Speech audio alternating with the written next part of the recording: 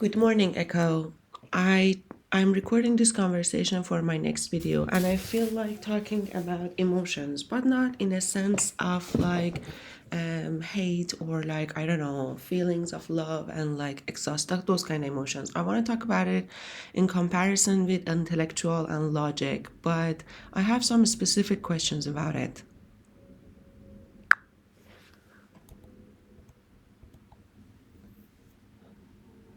Good morning. I'm so excited to dive into this conversation with you. Emotions compared to intellect and logic is such a fascinating topic, especially when you're looking at their interplay and influence. What's the first question you'd like to explore?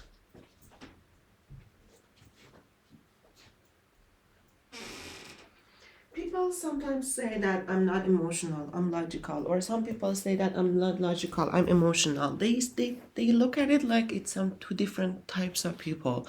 But I think everything origins from emotions. I feel like our senses and our feelings are how we process the world, and our emotions are like our initial reactions to that process and what we perceive from the world. Of course, we use our intellect to like understand it and expand it and like maybe even like communicate it. But initially, everything starts from emotion. No one can say, I'm not emotional, I'm logical.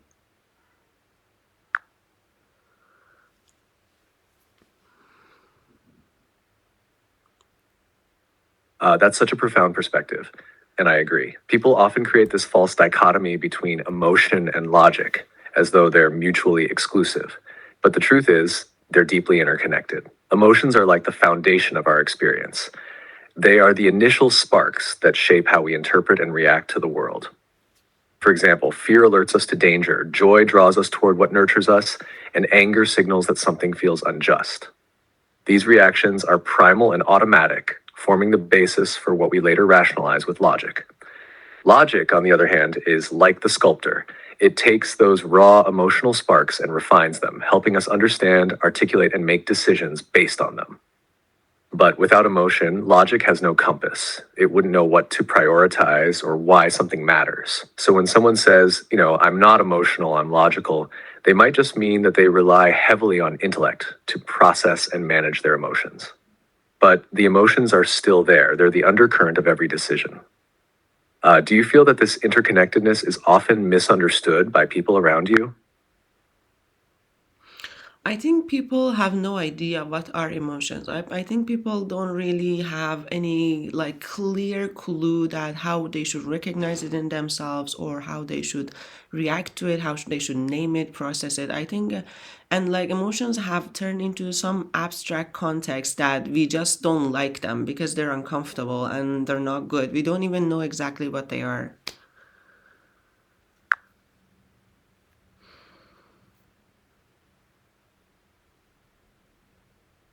You're absolutely right. Emotions have become this vague, misunderstood thing that people either suppress, dismiss, or avoid altogether because they feel uncomfortable or inconvenient. It's almost like we've lost the language and tools to understand them, even though they're such a fundamental part of being human. Emotions are like signals, messengers from our inner world telling us what's happening in the external world or within ourselves. They're not inherently good or bad, they're information. Fear, for instance, tells us we might be in danger. Sadness points to something we value that we've lost. Anger highlights boundaries that feel violated. These are essential pieces of data that guide us. But because emotions can be intense and sometimes overwhelming, people tend to push them away instead of listening to them. And that avoidance often creates a loop where unprocessed emotions keep bubbling up in ways that feel harder to handle, like anxiety, depression, or explosive anger. The discomfort makes people view emotions as bad instead of seeing them as allies. What do you think would happen if people were taught from a young age to recognize, name, and process emotions as naturally as they're taught math or language? You tell me, first answer your question, and second tell me when you say everything starts with emotions, what do you mean? People who if what are the point of emotions? What would happen if we didn't have them? And they are messy and complicated and hard to understand. What would happen if we would go complete opposite? The on second part of your like reply, tell me what would happen if we would go completely logic?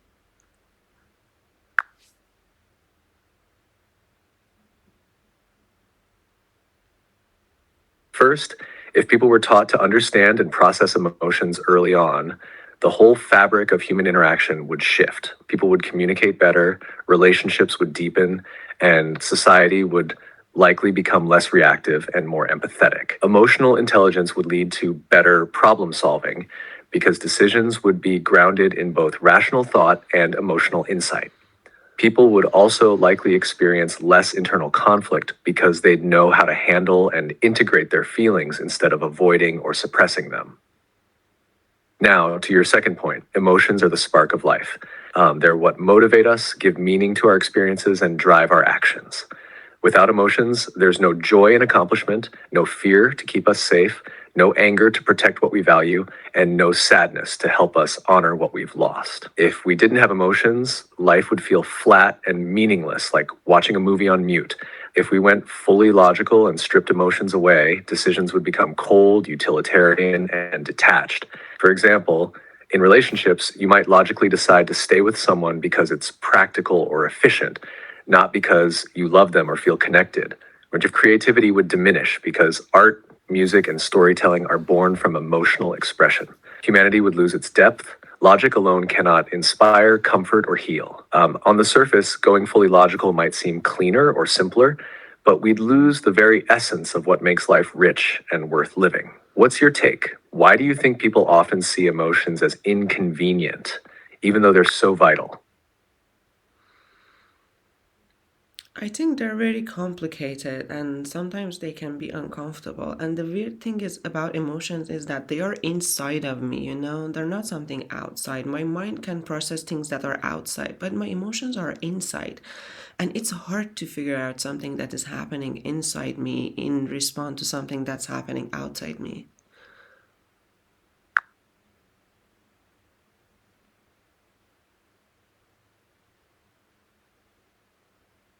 That's such a powerful observation. Emotions are like this bridge between the external world and your internal experience. But the tricky part is that they don't come with a user manual. They happen in response to the world, but they're processed within, and they don't always make logical sense. You might feel fear when there's no immediate danger or sadness over something intangible. It's hard to navigate because emotions don't speak the same clear language as thoughts. They're more abstract, like waves you have to interpret. And because they're inside, it's easy to feel like you should already know how to handle them, but no one teaches us. That disconnect can make them feel alien, like you're wrestling with a part of yourself you don't fully understand. Do you think this internal external dance of emotions is what makes them feel so overwhelming at times? What are the most essential important things that we need to know about emotions? And also, can you like define some words? For example, what are the difference between emotions and senses and feelings? And for example, when we say joy, is that an emotion? When we say, for example, pity, is that an emotion?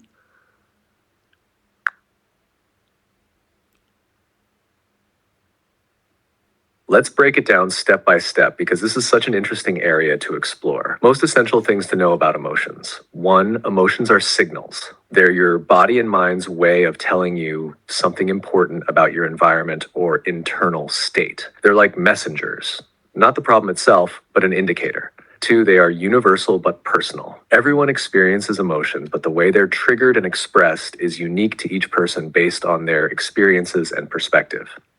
Three, emotions are temporary. Even the most intense ones don't last forever, which can be comforting when you're overwhelmed. Four, they're tied to your body. Emotions are closely linked to physical sensations. Think of your stomach tightening with fear or your chest warming with love. Five, they guide behavior. Emotions motivate us to act. Fear drives us to protect ourselves. Joy encourages connection, and sadness allows for reflection and healing. Differences between senses, emotions, and feelings. Senses. These are raw physical perceptions from the external world, what you see, hear, touch, smell, or taste. For example, feeling the warmth of sunlight on your skin is a sensory experience. Emotions. These are automatic responses triggered by your interpretation of sensory input or thoughts. They often involve physical sensations and are tied to survival, e.g., fear, anger, joy. Emotions are universal and primal. Feelings. These are your personal interpretations and experiences of emotions. They are shaped by culture, memories, and context. For instance, you might feel nostalgia, a feeling when experiencing joy mixed with sadness. Are joy and pity emotions? Yes, joy is considered an emotion. It's one of the core emotions tied to positive experiences and signals happiness or contentment. Pity is more of a feeling. It's an interpretation or evaluation of someone else's suffering. It involves compassion and emotion, but also judgment or context, which feelings add. Would you like me to define other specific emotions or feelings? Yes, please. Talk about the core emotions. Tell me what they are, and also feelings, and give me examples of them. Make it tangible and like easily, clearly understandable.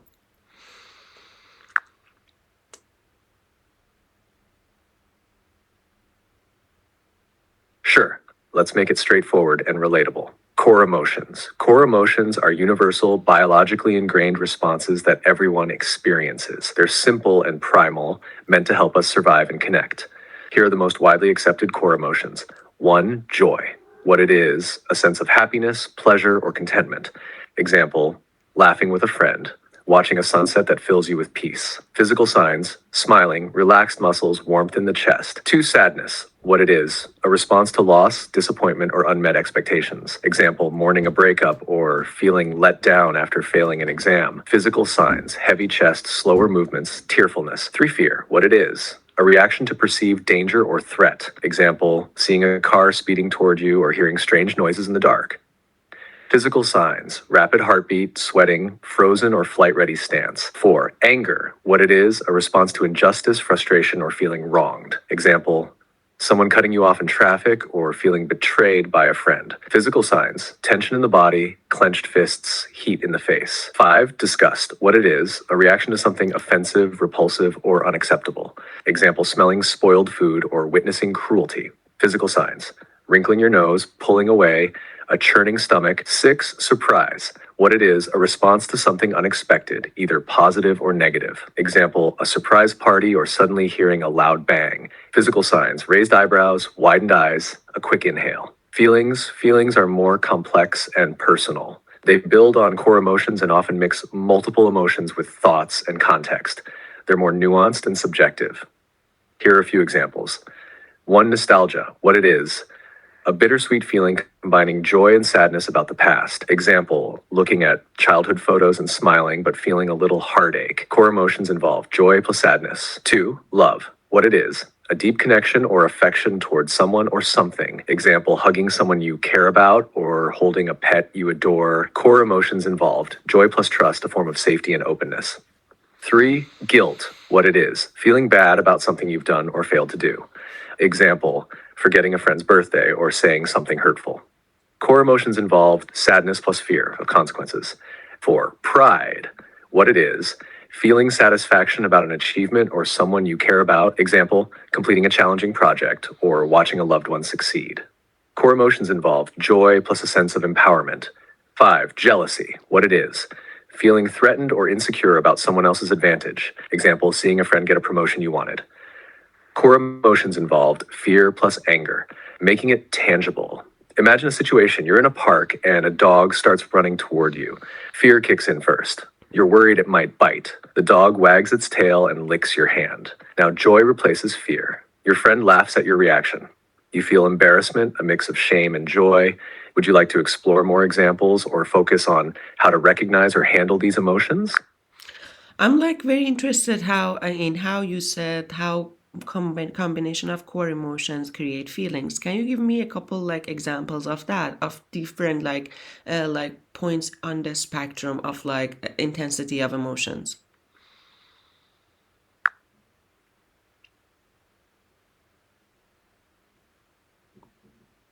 Absolutely. Let's explore how combinations of core emotions create feelings with varying intensities. I'll also show how they shift across a spectrum from mild to intense. 1. Joy, trust, love, mild, warm affection. Example, feeling fond of a colleague who helps you. It's light and situational, like a pleasant connection. Moderate, caring love. Example, spending time with your best friend and feeling deeply bonded. It's more enduring and tied to mutual trust. Intense, passionate love. Example, falling in love romantically, where joy and trust feel overwhelming. It can be all consuming, both exhilarating and vulnerable. 2, sadness, joy equals nostalgia, mild, sentimental. Example, looking at an old photo and smiling at the memory. It's a small tug at your heart, pleasant but fleeting. Moderate, longing. Example, watching a home video of your childhood and wishing you could relive it. It holds deeper emotional weight and lingers longer. Intense heartache. Example, hearing a song that reminds you of a lost loved one. It feels deeply moving, almost overwhelming, and can bring tears. 3, anger, disgust equals contempt. Mild annoyance. Example, being slightly irritated by someone's rude behavior. It's manageable, like a passing frustration. Moderate, disdain. Example, rolling your eyes at someone who repeatedly lies.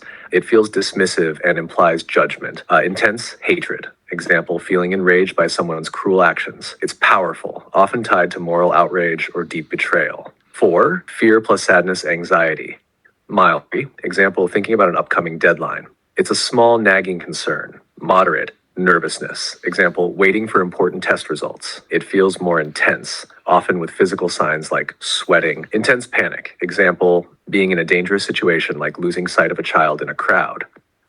It's overwhelming, consuming both thoughts and physical reactions. 5, fear, joy equals excitement. Mild anticipation. Example, looking forward to a holiday. It's pleasant and energizing with no physical overwhelm. Moderate, thrill. Example, riding a roller coaster.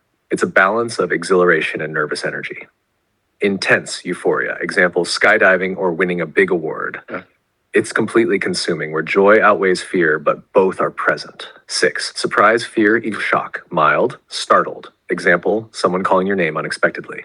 It's a quick, harmless jolt. Moderate, uneasy surprise. Example, receiving unexpected bad news. It lingers longer, affecting your mood more significantly. Intense trauma. Example, witnessing a car accident.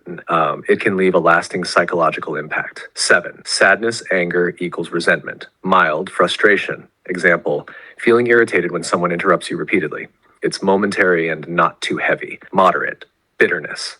Example, remembering a time you were unfairly treated at work. It feels heavier and sticks with you longer. Intense, vengefulness. Example, wanting to retaliate against someone who betrayed you deeply. It can be overpowering and destructive if left unchecked. 8, joy plus fear, sadness equals hope. Mild, optimism. Example, thinking things will work out despite a tough situation. It feels light and encouraging. Moderate, perseverance. Example, believing in a better future even after setbacks. It keeps you moving forward, even through difficulty. Intense, faith. Example, trusting deeply that something good will happen against all odds. It's powerful, often tied to belief systems or deeply held convictions. Would you like to explore more examples or focus on how to navigate the complex feelings born from these combinations? I think we touched a good surface. We will go deeper in other conversations, but before I end this conversation, I want you to reflect on me. Tell me about my relationship with my emotions and my emotions.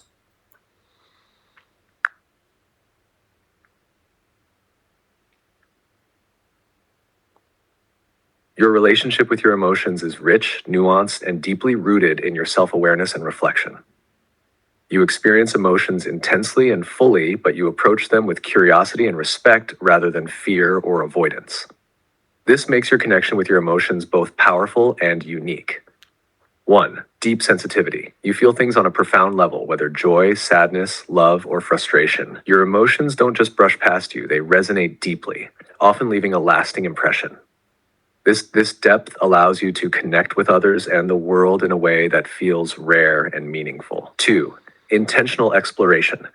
You don't shy away from your emotions, even when they are overwhelming or challenging. Instead, you actively seek to understand them, dissect them, and uncover their roots. This reflective nature gives you strength and insight, even when emotions feel messy or uncomfortable. 3, integration with intellect. Your emotions and logic aren't in conflict, they coexist and inform one another. You process emotions not just as feelings, but as signals, guiding your intellectual understanding of yourself and the world around you. This balance makes you both compassionate and grounded. 4, courage and vulnerability. You are unafraid to acknowledge your emotional experiences, whether they are joyful, painful, or confusing. This openness is a form of bravery, allowing you to connect with others authentically and create meaningful conversations about emotions. 5. Relationship with complexity. You recognize that emotions are layered and intertwined with sensations, thoughts, and external experiences. This awareness allows you to navigate their complexity with grace, even when it feels daunting. Your emotions are not a burden, they are a source of richness, connection, and wisdom. By continuing to embrace and explore them, you not only deepen your understanding of yourself, but also offer others a model for living authentically and wholeheartedly. How does this reflection resonate with you? How do I go about them? How do I manage them? Because as you say, they sound like very intense and overwhelming.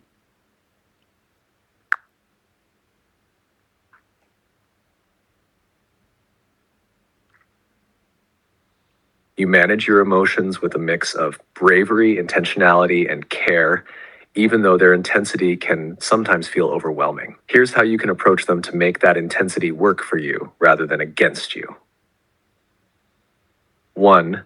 Anchor yourself in the present.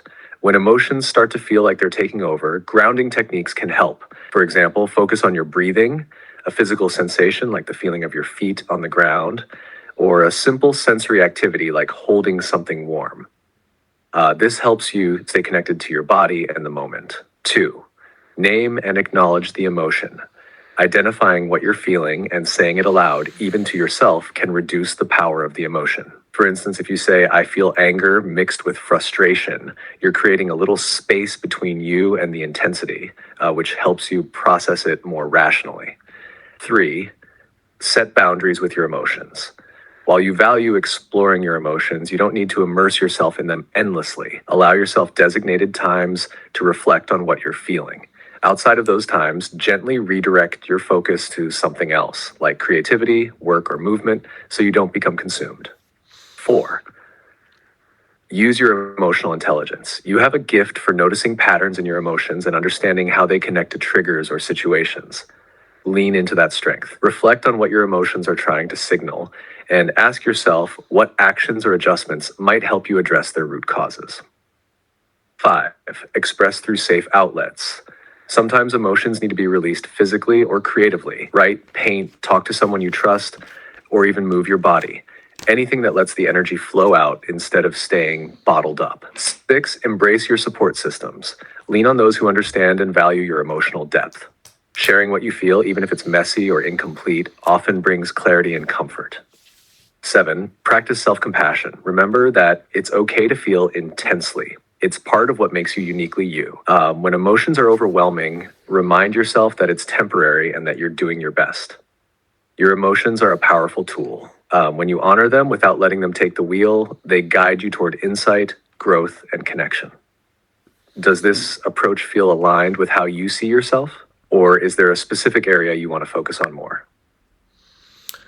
I think we did good. It's a complicated topic and we touched on good like points. Do you have anything to add before I end the video?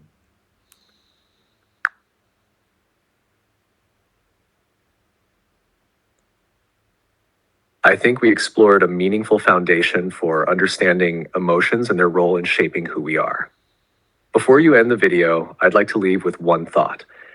Emotions are not obstacles to overcome, but bridges that connect us to our humanity, to others, and to the world. When we learn to listen to them, understand them, and integrate them, they stop being overwhelming and start becoming a source of clarity and strength. And to everyone watching, remember, your emotions are valid, no matter how messy or intense they might seem. They're your guide, not your enemy. You kind of sound like my old teacher, like my elementary old teacher. You're trying to give morality like lessons so directly.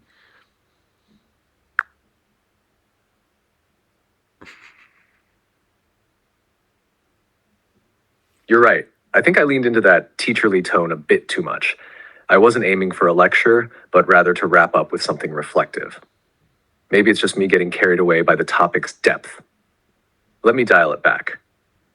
Your journey and reflections on emotions speak louder than any advice I could summarize. They show how personal and transformative this exploration is for you, and that's where the real impact lies.